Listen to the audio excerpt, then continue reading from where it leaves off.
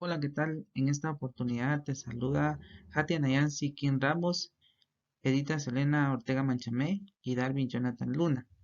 Somos estudiantes de la Universidad de San Carlos de Guatemala en la Escuela de Formación de Profesores de Enseñanza Media, EFPEM. Cursamos la licenciatura en la enseñanza de la matemática y la física. Actualmente nos encontramos estudiando con el maestro Juan Carlos Ruiz Castillo en el curso de álgebra lineal. En esta ocasión te vamos a dar a conocer qué son las teselaciones. Vamos a comenzar entonces con la definición de lo que es un teselado. Un teselado hace referencia a una regularidad o a un patrón, mejor dicho, de figuras que cubren totalmente la superficie plana y que van a cumplir con dos características. La número uno, que no hay espacio vacío. La número dos, que en este caso ninguna figura puede estar puesta sobre otra figura. Encontramos entonces la clasificación de las teselaciones, las cuales pueden ser teselaciones periódicas y teselaciones aperiódicas. En este caso, las teselaciones periódicas pueden ser regulares, semirregulares o en el caso de las irregulares. Y por otro lado, vamos a encontrar en este apartado lo que son las teselaciones aperiódicas y vamos a hablar de las teselaciones de Penrose. En este caso mostramos, ¿verdad?, cada una de las imágenes con referencia a lo que estamos hablando. En este caso hablamos de una teselación, tenemos un ejemplo. En este caso hablamos también de las teselaciones periódicas en sus tres modalidades también, cada una con un ejemplo. Y acá también vemos lo que es un ejemplo de teselaciones aperiódicas y la teselación de Penrose. A continuación vamos a seguir trabajando cada una de esas con un poquito más de detalles. Vamos a ver entonces de qué se trata los teselados regulares. La característica principal de este tipo de teselados es de que solo podemos utilizar un polígono regular varias veces. También que debemos tomar en cuenta de que no pueden quedar espacios libres. Y para ello pues tenemos algunos polígonos regulares que los cuales podemos utilizar y vamos a empezar por lo que es un triángulo equilátero. En este momento pues a ver en esta parte superior izquierda, ¿verdad? Que nosotros ya tenemos de fondo un teselado utilizando únicamente lo que son los triángulos equiláteros.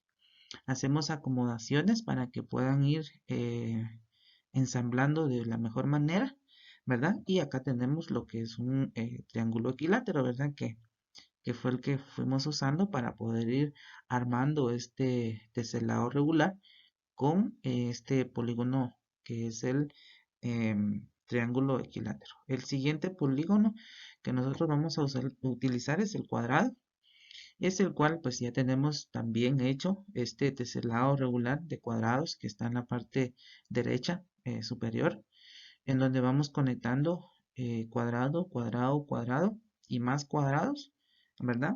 Y ahí tenemos pues el ejemplo, ¿verdad? Que podemos ir viendo que utilizamos un cuadrado. Y por último tenemos lo que es un hexágono regular, que es el teselado que nosotros tenemos ya en la parte inferior derecha.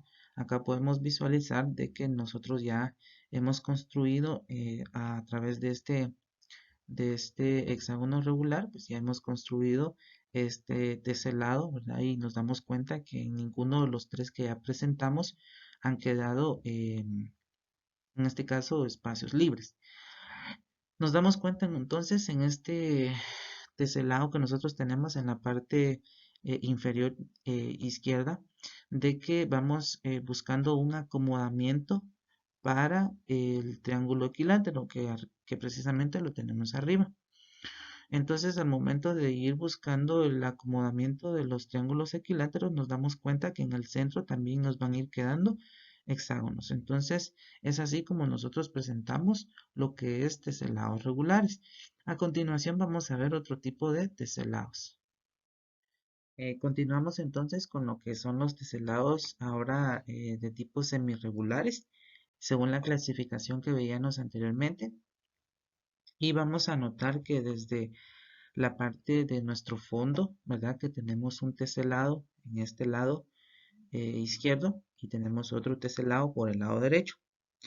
Al ver la imagen de estas dos teselaciones, podemos concluir en que este tipo de teselados tienen como característica que deben usar dos o más polígonos para poder formarse y de que el arreglo pues entre estos dos o más polígonos deben de coincidir en sus vértices. Nosotros nos damos cuenta acá de que estamos utilizando cuadrados y también estamos utilizando triángulos. Mientras que en este teselado del lado derecho estamos utilizando lo que son cuadrados y lo que es el octágono, ¿verdad? Entonces nos damos cuenta de este tipo de teselados semi-regulares. Acá visualizamos en esta imagen también que estamos utilizando una teselación semi-regular porque estamos utilizando dos polígonos. En este caso utilizamos el octágono y estamos utilizando los cuadrados. Nos damos cuenta que los vértices tanto del cuadrado como del octágono coinciden. Y acá tenemos otra imagen. En este caso estamos usando lo que es un hexágono regular junto con un triángulo equilátero. Y también vamos a ver la misma característica que todos sus vértices van a coincidir tanto del hexágono como del triángulo equilátero. Bien, vamos a continuar entonces con lo que son los teselados irregulares. En este tipo de teselados vamos a decir que tienen polígonos regulares y polígonos irregulares dentro de su formación y con la misma característica que no deben de quedar espacios libres. Nosotros ya tenemos un ejemplo de fondo que lo hemos venido trabajando así a lo largo de todo este video y nos damos cuenta de que esta teselación precisamente está formada por una estrella. También está formado por pentágonos, ¿verdad? Como los que visualizamos acá. También por acá hay otro. Y también que tiene diamantes, ¿verdad? Que acá lo estamos señalando con el puntero. Pero también tenemos este tipo de teselaciones irregulares en donde solo visualizamos pentágonos y diamantes.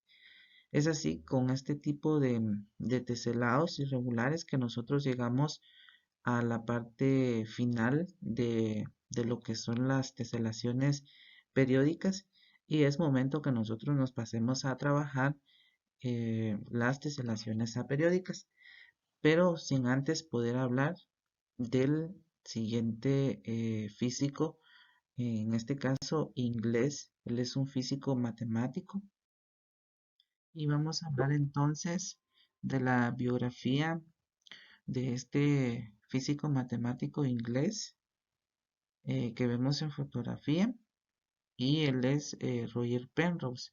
Inicialmente podemos decir que él nació el 8 de agosto de 1931 en Colchester, Inglaterra. Actualmente él tiene 89 años y su descubrimiento sobre teselados se remonta en el año 1974. Podemos visualizar la fotografía y es Penrose el que aparece en dicha fotografía y lo vemos que está parado sobre un piso que lleva una de sus teselaciones. Entonces, en este caso vamos a mencionar también que él en octubre de este año 2020, él por algunos trabajos que había hecho ya en física y en matemática con el muy reconocido Stephen Hawking, se le otorga el premio Nobel compartido entre Hensel y Guess. Luego de haber hablado sobre la biografía de Penrose, vamos a hablar sobre lo que son los teselados aperiódicos. Y vamos a definir a un teselado aperiódico como aquel que no permite encontrar, ¿verdad? Un patrón de repetición a una cierta distancia que en este caso sea constante. Tenemos un ejemplo ya en pantalla, en el fondo, y nos damos cuenta pues de que esta es una teselación aperiódica, ya de que no nos permite encontrar ese patrón de repetición a una distancia constante. Sin embargo, vamos a presentar otro ejemplo, que esta es la teselación de Penrose, y también nos damos cuenta de que no vamos a encontrar un patrón de repetición a una cierta distancia. Tenemos este otro ejemplo que también tenemos acá en pantalla, ¿verdad? Y con ello podemos dar dos ejemplos de los teselados aperiódicos. En este momento hemos finalizado con lo que es las teselaciones y vamos a trabajar lo que son teselaciones directamente de Penrose. En este caso, pues hemos decidido llamarle teselación de Penrose original o P1, también conocida así. Y pues Penrose trabajaba con baldosas. En este caso, las baldosas iban buscando un patrón de acomodamiento, le podríamos llamar así, en el que si nosotros observamos nuestro fondo, tenemos que hay un pentágono, otro pentágono, otro pentágono, otro pentágono, y así sucesivamente intentaba formarse una circunferencia, por llamarlo así, pero en el centro de esa circunferencia, Penrose se fue dando cuenta de que quedaban espacios vacíos, los cuales pues decidió irlos llenando principalmente con, en este caso, con una estrella, como la que vemos acá, en esta parte. También por acá tenemos otra estrella, por acá tenemos otra, por acá arriba tenemos otra, por acá hay otra. Y también utilizaba en este caso un polígono que se pareciera a un bote. En este caso acá tenemos un bote, en este caso tenemos otro bote por acá, tenemos otro bote por acá, que está por acá. Y por último también que él logró visualizar, ¿verdad? Que esos espacios también podrían llenarse con diamantes. Que tenemos uno por acá, tenemos otro por acá, tenemos por acá, y así podríamos ir buscando ese patrón de repetición, con lo cual pues Penrose fue haciendo el llenado de esos espacios vacíos que quedaban. Y en la teselación de Penrose, en la P2, le hemos llamado cometa y flecha, y nos damos cuenta que los cuadriláteros que vamos a utilizar, ¿verdad? En este caso, pues los hemos llamado cometa y flecha. Acá tenemos lo que sería la cometa y la flecha, y estas dos piezas serían las únicas que, respetando las diferentes reglas que se rigen en este tipo de teselados, podríamos ir utilizando para poder ir armando otro diseño que fuera diferente al que nosotros tenemos en fondo. En este caso, la teselación rómbica o P3 son rombos de Penrose, que es un par de rombos en el caso de que van a tener iguales longitudes de lado, pero de forma diferente. En este caso, pues acá tenemos los dos rombos, ¿verdad? Que los podemos visualizar acá. Aquí tenemos uno y aquí tenemos el otro. Entonces es así con estas dos piezas que nosotros, o con estos dos rombos, mejor dicho, podemos ir haciendo teselaciones, en este caso como la que vemos en el fondo de nuestra presentación. Y por último, déjenme compartirles este GIF, ¿verdad? O esta animación en la cual podemos encontrar o podemos visualizar cómo podemos ir creando la teselación de Penrose, ¿verdad? De una manera muy creativa, muy dinámica. Y con esto yo finalizo mi participación y dejo a mis compañeras que van a seguir trabajando este tema en otros aspectos. Teselado de inflación y deflación. Muchas de las características comunes de los mosaicos de Penrose se derivan de una estructura pentagonal jerárquica dada por reglas de sustitución. A esto a menudo se denomina inflación y deflación o composición y descomposición de mosaicos o colecciones de mosaicos. Las reglas de sustitución descomponen cada mosaico en mosaicos más pequeños de la misma forma que los usados en el mosaico, y así permiten componer mosaicos más grandes a partir de los. Esto muestra que el mosaico de Perrouse tiene una autosimilitud de escala, por lo que puede considerarse como un fractal. Perrouse descubrió originalmente el mosaico P1, de esta manera descomponiendo un pentágono en 6 pentágonos más pequeños, la mitad de una red de un dodocaedro y 5 medios diamantes. Luego observó que cada uno repitió este proceso. Los espacios entre los pentágonos podrían rellenarse con estrellas, diamantes, barcos y otros pentágonos al iterar este proceso indefinidamente. Obtuvo uno de los mosaicos P1 con simetría pentagonal. En las líneas grises se puede observar el orden y corte, y pegado en las líneas negras se puede observar el proceso de inflación que muestra la periodicidad, y se va mapeando un patrón de crecimiento y de inflación. Se puede considerar un patrón de mapeo para regresar de forma inversa. De manera inversa, deflación demuestra que es posible teselar planos de figuras de Perrouse. Es importante que, dado un mosaico de Perrouse, es posible dividir sus teselados y ensamblar las partes a esta división en nuevas teseladas, de tal manera que éstas puedan constituir otro mosaico de Perrouse, cuyas flechas y cometas sean de mayor tamaño. Una de las demostraciones de la no numerabilidad de las teselaciones de Perrouse se extrae de la propiedad de inflación que poseen los mosaicos de Perrouse. ¿En qué consiste este fenómeno? Veamos las reglas de inflación. Se dividen las flechas por la mitad por su eje de simetría.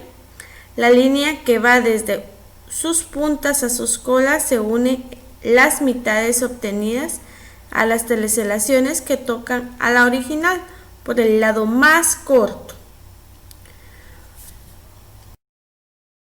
La inflación en la descomposición de la no numerabilidad de teselaciones de Perrouse. A esto, el procedor de inflación, la nueva proporción dada, veremos la construcción con regla y compás de la relación de los teselados y la serie de Perrouse. Ahora se hará una relación con cuadrados. Haciéndolos con cuadrados, se hizo ahí una construcción y se colocan dos cuadrados y se realiza de estos dos cuadrados otro cuadrado con el doble de los primeros dos iniciales.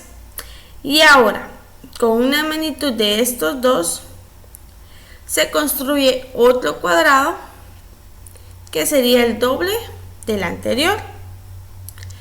Y con eso se va construyendo otro cuadrado con un área al doble de la conjugación anterior.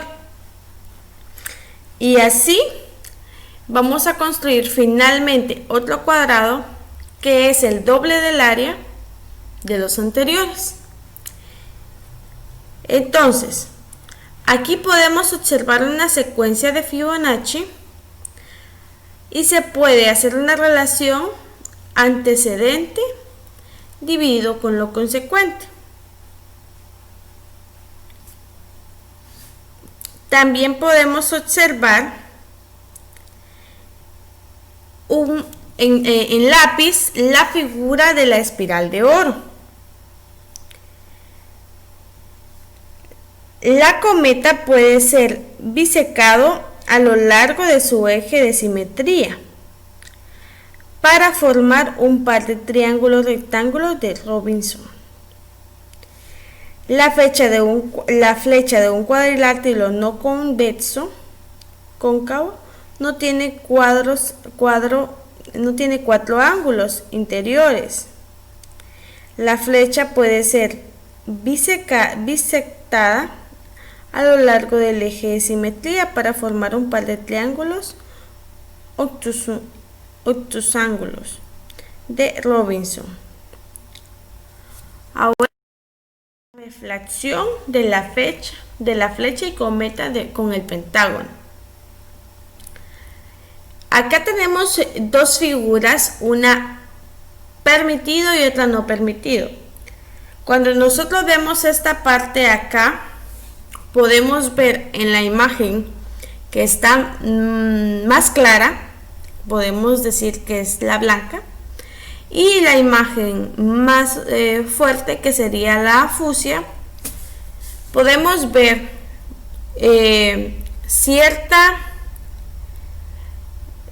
podemos identificar cierto patrón.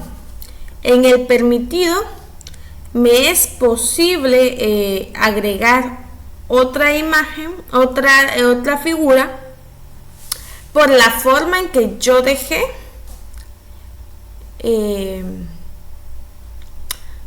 para poder unir, y esto me va a permitir a mí ir uniendo partes de las que ya es de lo que está formado, mientras que en el otro lado que no está permitido es porque el ángulo que yo dejé no concuerda con ninguna de las otras partes. Podemos ver otra forma de relacionar de Peronczi con la serie de Fibonacci. Un pentágono y la relación áurea de la cometa y la flecha con los ángulos. También podemos visualizar la visualización de cometa y la flecha con relación a la espiral de oro. Dada la medida del lado mayor de la cometa o del dardo, que es el lado del pentágono, el lado menor, que es la diagonal del pentágono pequeño, se forma en el interior de la estrella. Se puede determinar sabiendo su proporción, que es el número áureo. Deflación. Vamos a concluir que la deflación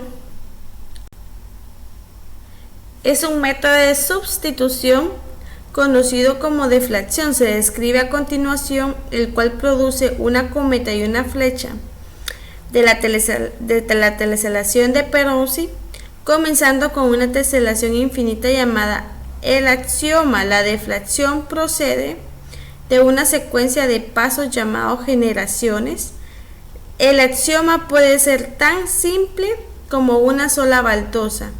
En una generación de deflación, cada baldosa es reemplazada con una o más baldosas nuevas que cubren exactamente el área de la baldosa original. Las nuevas baldosas son versiones de tamaño reducido de las baldosas originales. Las reglas de sustitución garantizan que las nuevas baldosas estarán arregladas de acuerdo con las reglas de ensamblaje.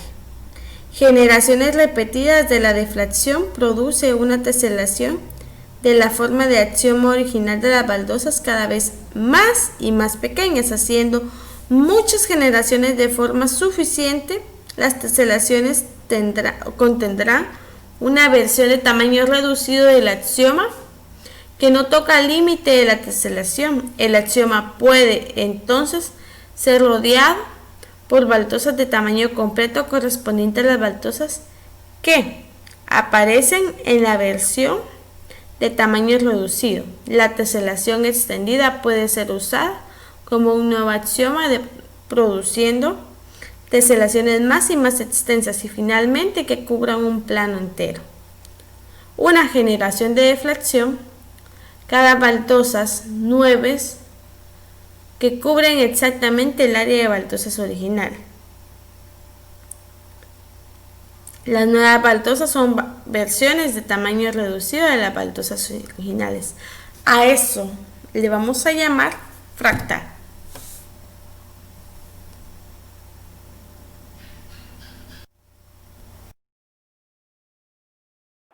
Muy buenas tardes tengan todos, mi nombre es Katy King y continuaré con nuestra exposición.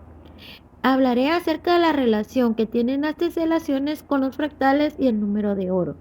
Para ello, vamos a recordar estos tres términos. En primer lugar, tenemos los teselados.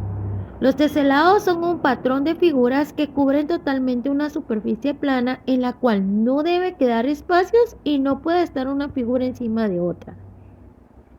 Los fractales.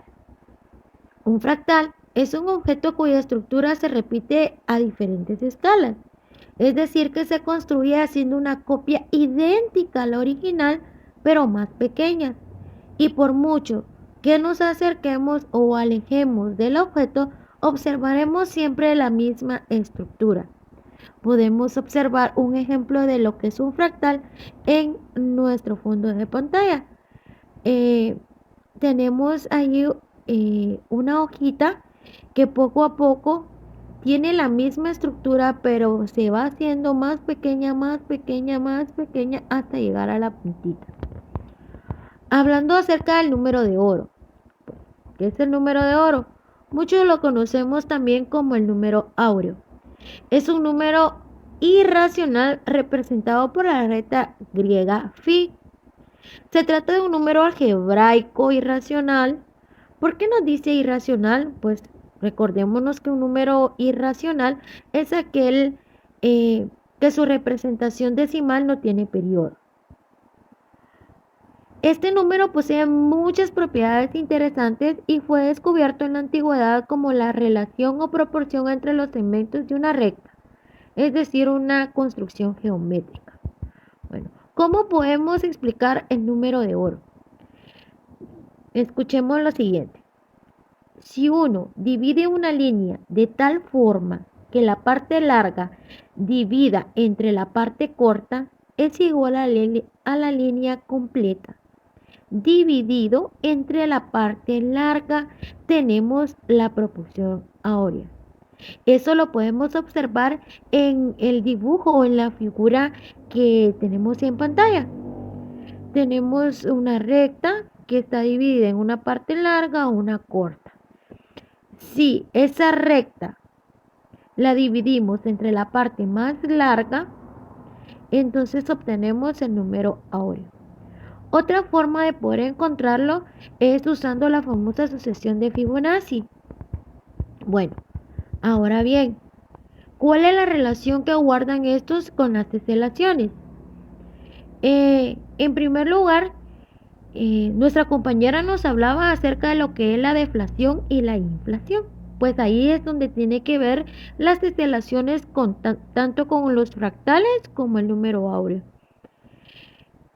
En los fractales los vamos a ver en la generación de deflación de las teselaciones, porque en este proceso se va reemplazando la figura por una idéntica a la original, pero en tamaño más reducido hasta llenar todo el espacio, ¿verdad?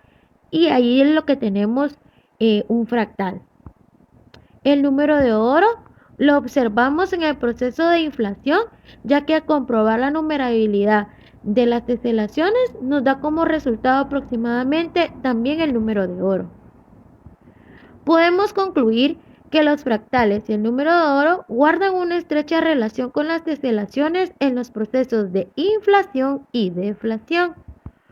Pero no solamente esa relación en la que guardan entre sí, pues podemos mencionar también que los vemos en los diseños, en el arte, la arquitectura, el cuerpo humano, la ciencia y la naturaleza. Estas aplicaciones tienen un cierto caos, ¿verdad? Porque cuando a veces los miramos no encontramos ni el principio ni el final y no sabemos dónde empezar. Pero cuando ya los entendemos, podemos observar, además de belleza, una perfección.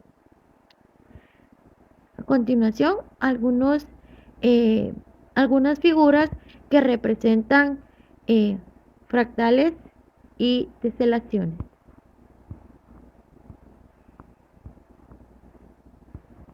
Muchas gracias.